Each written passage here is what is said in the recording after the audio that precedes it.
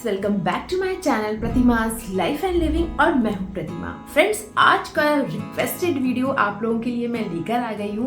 I know आप लोगों के एग्जाम्स आने वाले हैं एंड यस, बिफोर एग्जाम्स ये वीडियो आपके लिए बहुत ही ज़रूरी है देखना। तो लास्ट तक इस वीडियो को देखिएगा, आपको बहुत सारे टिप्स मिलेंगे। एट द सेम टाइम मैं आपको मोटिवेशन भी दूंगी अच्छे से एग्जाम करने के लिए, राइट? तो जल्दी से इस वीडियो को हम शुरू करते हैं without any further ado. Now friends, exams आने वाले हैं और उसके पहले आपको करना होता है रिवीजन, राइट? रिवीजन करना बहुत ज़रूरी होता है। मैं ये बोलती हूँ सभी स्टूडेंट से कि आपने जो पढ़ा है ना, उससे ज़्यादा ज़रूरी है कि आप उसको अच्छे से रिवाइज करें, क्योंकि रिवीजन ऐसी चीज़ होती है जिसको आपको ज़्यादा टाइम देना है और वही चीज़ आपको बाद में याद रहती है। जब हम पढ़ते हैं तो बहुत सारी चीज़ें पढ़ते हैं और फिर हमारे दिमाग में बहुत सारे सब्जेक्ट्स के टॉपिक्स कॉन्सेप्ट्स घुस जाते हैं दिमाग में। बट जब हम एक एक सब्जेक्ट का रिवीजन लेके बैठते हैं ना, तभी हमें क्लैरिटी मिलती है कि हमको क्या करना है और क्या हमें आता है, क्या हमें नहीं आता है। तो सबसे फर्स्ट पॉइंट से हम शुरू करते हैं। फर्स्ट पॉइंट ये है कि अगर आपने पढ़ते समय, जब आपने पढ़ाई की होगी बिफोर रिवीजन, आपने अपने टॉपिक्स को अलग कर लिया होगा कि यार ये कुछ चैप्टर्स ऐसे हैं जो मुझे अच्छे से आते हैं और ये चैप्टर्स हैं जो थोड़ा बहुत आते हैं, थोड़े नहीं भी आते हैं, टफर साइड पर हैं। तो ऐसे करके आपको अलग करना है। 40% सपोज आपको आता है, 60% आपको नहीं आता है, या फिर आपको उसको ज़्यादा ध्यान से पढ़ना है, उस पर ज़्यादा कॉन्सेंट्रेट करना है, ठीक है? तो आप जब भी रिवीजन करने बैठे तो पहले आप 40% जो आपको अच्छे से आता है उसको रिवाइज करके रख दें। ऐसा मैं क्यों कह रही हूँ? क्योंकि जब आप रिवाइज करके रख देते हो ना 40%, तो आपका जो स्ट्रेस लेवल है वो ऑटोमेटिकली नीचे चला जाता है, कम हो जाता है। अगर आप ये सोचोगे कि जो टफेस्ट आपका पार्ट है आप उसको पहले पढ़ते हो और आपको जो चीज़ें आती हैं वो तो आप बाद में कर लोगे, तो ऐसे करने से आपको स्ट्रेस होगा।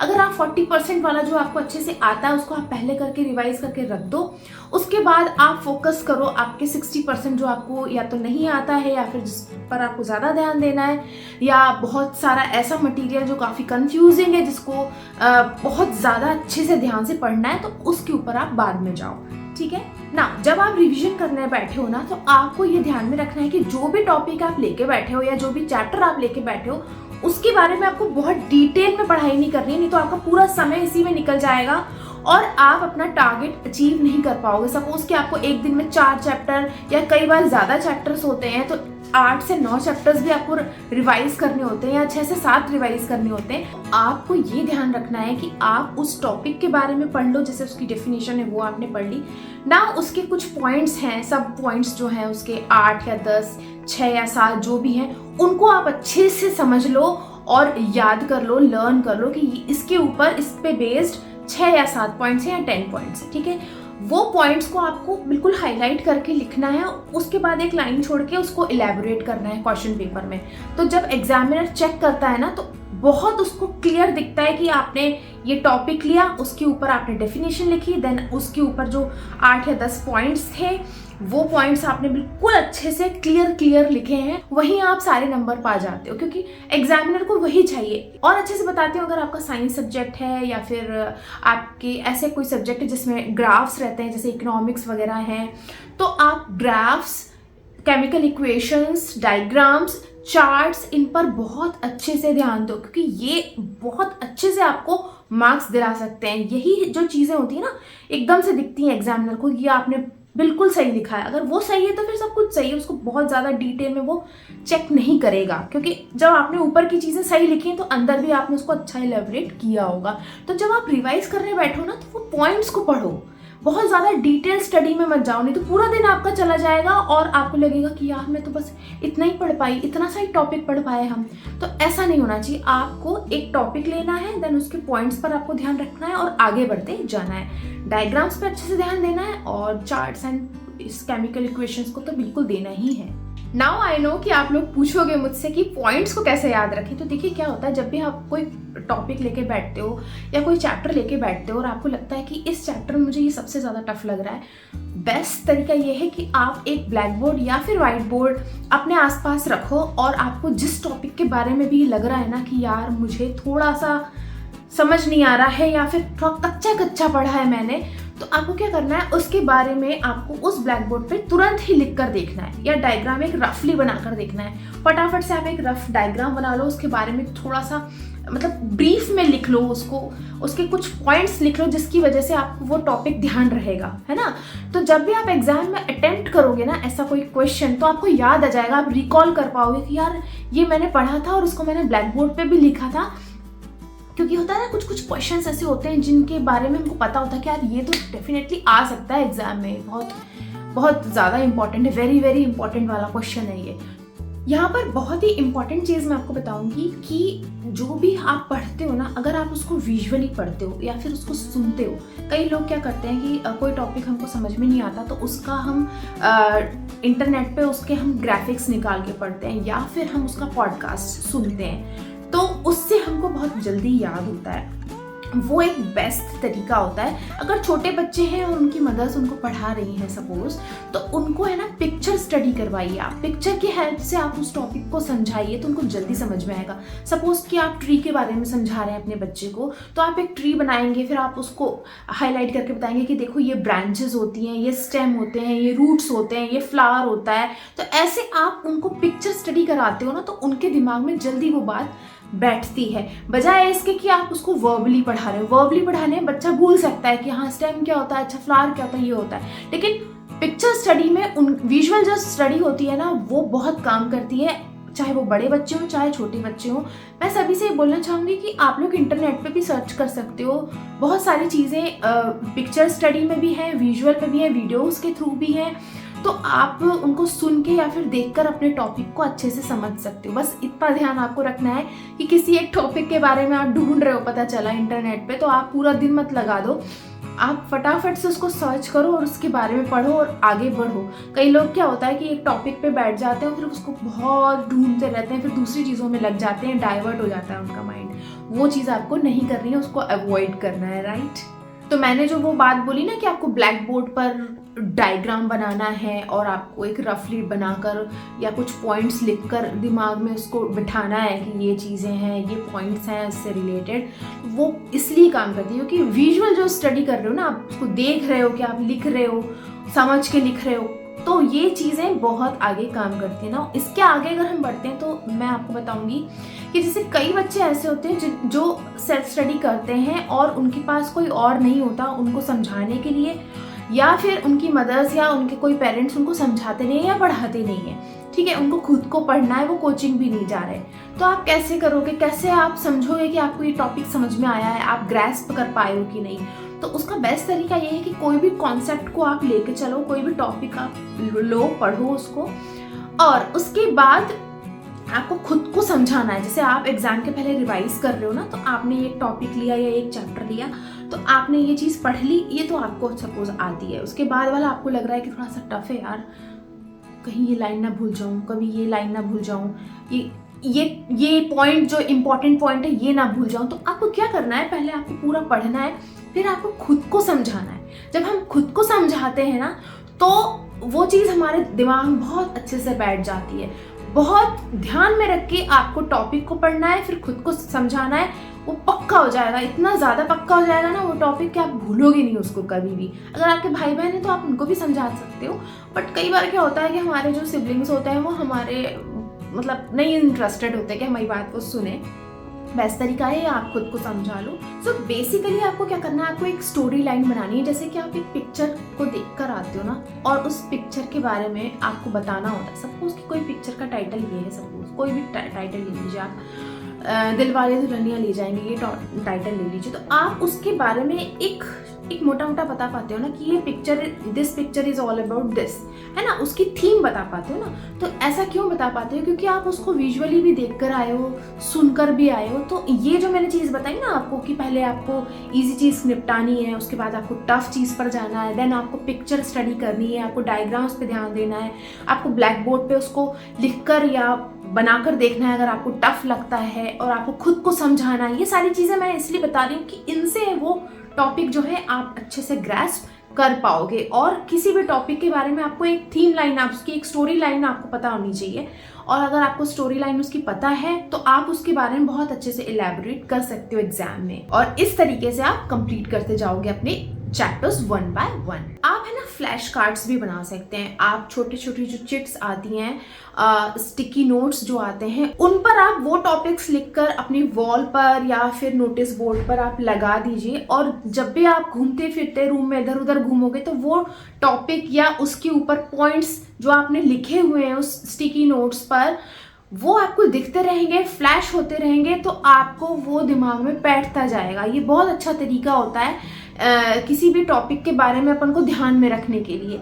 जैसे कि सपोज आप फोटोसिंथेसिस, एक छोटा सा एग्जांपल दे रही हूँ कि फोटोसिंथेसिस के बारे में आपको पढ़ना है। सो आपने अगर फोटोसिंथेसिस के बारे में पिन बोर्ड पर एक चिट लगाई है, उसमें लिखा हुआ है कि फोटोसिंथेसिस क्या होता है, तो आप घूमते फिरते जब रूम में इधर उधर जा रहे हो तो आप कि वो पढ़ने में आता है और आपको वो दिमाग में घुसता जाता है। ज़रूरी नहीं है कि आप बुक खोल के ही देखो। कई बार होता है हमको कुछ बहुत टफ लगता है कोई टॉपिक, या किसी टॉपिक के ऊपर हमारे 10 पॉइंट्स होते हैं या 5 पॉइंट्स होते हैं, वो हमको नहीं आते समझ में, तो हमको लगता है कि यार हम हो सकता है 3 पॉइंट भूल जाएं। तो बहुत अच्छा तरीका है कि आप उस पूरे दिन के लिए उस चिट्स को देखते रहिए और लगा दीजिए। अगले दिन फिर नई दूसरी चिट्स लगा दीजिए। तो एक दिन का जो आपका टारगेट है ना कि आज आपने ये सारी चीज़ें पढ़ी हैं, वो सारी चीज़ें आप ग्रैस्प कर लोगे उस पूरे दिन में।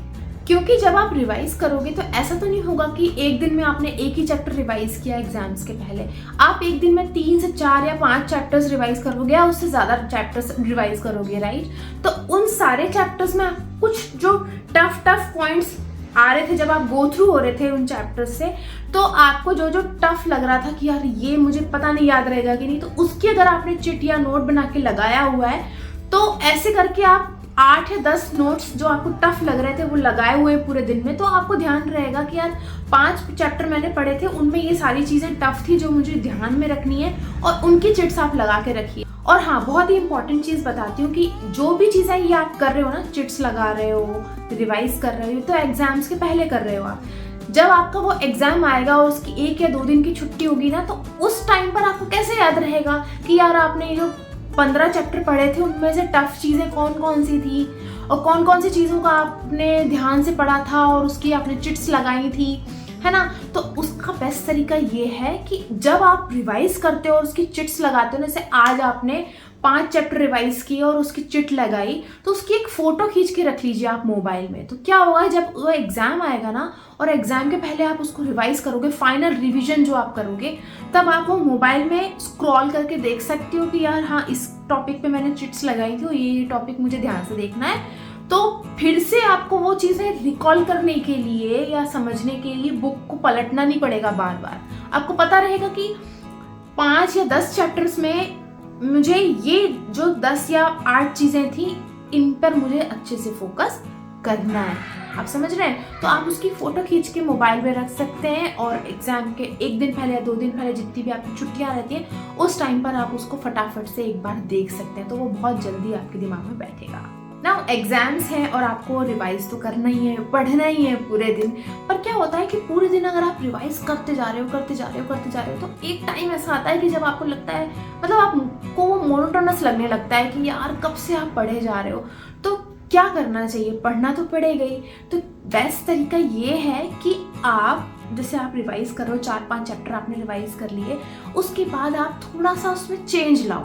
करना आपको वही सारी चीज़ें हैं, पढ़ना ही है आपको, पर थोड़ा चेंज करते हुए पढ़ना है। जैसे कि अब फिर आप थोड़ी देर उठ के खाना पीना खा लो, पानी वानी पी लो, फिर वापस जाके बैठ रहे हो ना, तो फिर आप थोड़ा डायग्राम्स पे ध्यान दे लो, या जो टॉपिक्स आपने पढ़े हैं या जो इम्पोर्टेंट टॉपिक्स थे, जो टफेस्ट टॉपिक्स थे, उनको आपने ब्लैक बोर्ड पे सपोज लिखा है ना, और उनकी चिट्स बनाइए, थोड़ा सा उसकी तरफ देख लो। अगर आपको लग रहा है कि यार ये तो मेरा हो गया, तो आप न्यूमेरिकल्स पे ध्यान दे लो, आप कुछ केमिकल इक्वेशंस पे, चार्ट्स पे ध्यान दे लो, डायग्राम्स पे ध्यान दे लो। तो ऐसा करना है। और अगर आपको वो सब भी नहीं करना है, तो फिर आप, बहुत अच्छा तरीका है कि आप इंटरनेट खोलो और कुछ पॉडकास्ट सुन लो उस टॉपिक के ऊपर, या कोई वीडियो देख लो, तो आपको बोरिंग नहीं लगेगा। थोड़ी देर आप शांत रहोगे, आप सिर्फ वीडियो देखोगे, उस टॉपिक के बारे में समझोगे कि ये टॉपिक वो समझा रहे हो और आप सुनते जा रहे हो।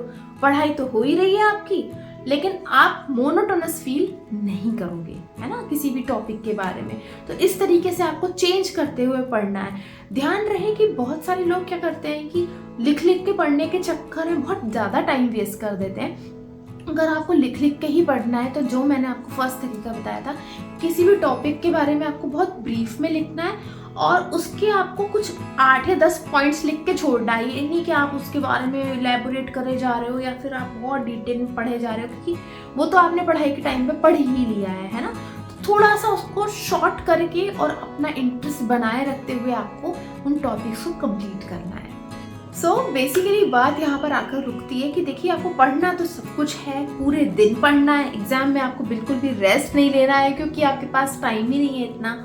अगर आप छोटे हैं तो भी, छोटे बच्चों के लिए भी उनकी पढ़ाई बहुत टफ होती है और बड़ों के लिए तो होती ही है। तो आपको अपने जो शेड्यूल है पूरे दिन का, उसमें थोड़ा बहुत चेंज करते हुए पढ़ना है। अपने आप को बिजी रखना है थोड़ा चेंजेस करते हुए, जैसे जो सारे चेंजेस मैंने आपको बताए। और अगर आपको लगता है पढ़ते टाइम कि ये टॉपिक बहुत इंपॉर्टेंट है, आप उसको अंडरलाइन कर लो। अंडरलाइन करने से क्या होता है, जब भी आप एग्जाम के पहले उसको पढ़ोगे ना, तो वो अंडरलाइन चीज़ आपको ध्यान रहती है कि हाँ ये कुछ इंपॉर्टेंट है, इसको हमको ध्यान में रख के पढ़ना है। तो ये जो छोटी छोटी बातें हैं ना, ये बहुत काम करती हैं। कहने को छोटी होती हैं, बट ये हमको बहुत एनर्जेटिक फील कराती हैं। हम पूरे दिन पढ़ने के लिए, जिसे कहते हैं ना कि प्रिपेयर्ड रहते हैं कि हाँ यार हमको ये पढ़ना है, उसके बाद हम ये करेंगे। हम पढ़ ही रहे हैं लेकिन हम बोर नहीं फील करते और हमारे लिए कुछ भी मोनोटोनस नहीं होता। तो छोटी छोटी बातों का आप ध्यान रखें। एंड यस, आपको बहुत अच्छे से एग्जाम्स के पहले लिखने के बारे में मैं सिर्फ इतना बोलूँगी कि जो आपको आता है ना एग्जाम में, जो ज़्यादा मार्क्स का है उसको पहले अटैम्प्ट करना है और जो कम मार्क्स के हैं उनको बाद में अटैम्प्ट करना है। क्यों? क्योंकि कई बार ऐसा होता है कि बच्चे शुरू से पेपर करते हैं, बट लास्ट के कुछ जो क्वेश्चंस होते हैं ना, कुछ ऐसे क्वेश्चंस होते हैं जो 8 मार्क्स के या 6 मार्क्स के, मतलब ज़्यादा मार्क्स के होते हैं और वही उनसे छूट जाते हैं। तो आप पहले ज़्यादा मार्क्स वाले क्वेश्चंस पर ध्यान दीजिए, ऐसे क्वेश्चंस को पहले अटैम्प्ट करिए और जो छोटे हैं 1 लाइन के हैं या 1 मार्क के 2 मार्क के हैं, उन पर आप बाद में आइए, तो आपका क्वेश्चन पेपर छूटेगा नहीं तो क्या होता है, बच्चों के क्वेश्चन पेपर बहुत छूटते हैं। मैंने देखा है कि बहुत सारे लोग ये कमेंट करते हैं कि हमारे 4 क्वेश्चंस छूट गए और हम नहीं कर पाए, हमारी स्पीड नहीं है। तो अगर आपकी स्पीड कम है तो लिख लिख के जल्दी स्पीड आपको बढ़ानी है अभी से, और आपको उन क्वेश्चंस को पहले अटेम्प्ट करना है जिनके मार्क्स ज़्यादा हैं, राइट। सो बच्चों, सभी को मैं बोलूँगी ऑल द बेस्ट। अच्छे से करिए, पूरे कॉन्फिडेंस से करिए। कॉन्फिडेंस बहुत मैटर करता है और अपने ऊपर बिलीव रखिए कि आपने पढ़ा है उतना तो आप अच्छा करके आओगे। और पॉजिटिव फील करिए, स्ट्रेस मत लीजिए। पढ़ना है, उसको पढ़ने को एंजॉय करिए। स्कूल लाइफ बार बार नहीं आती है ना, तो जितने भी साल आपको पढ़ना है बहुत अच्छे से पढ़िए और अच्छे एग्जाम्स दीजिए। All the best to all of you. अच्छे से करना और मुझे कमेंट करके ज़रूर बताना ये वीडियो कैसा लगा आप सभी को। आप सभी से मिलती हूँ मैं अपने नेक्स्ट वीडियो में। Till then bye bye friends, take care.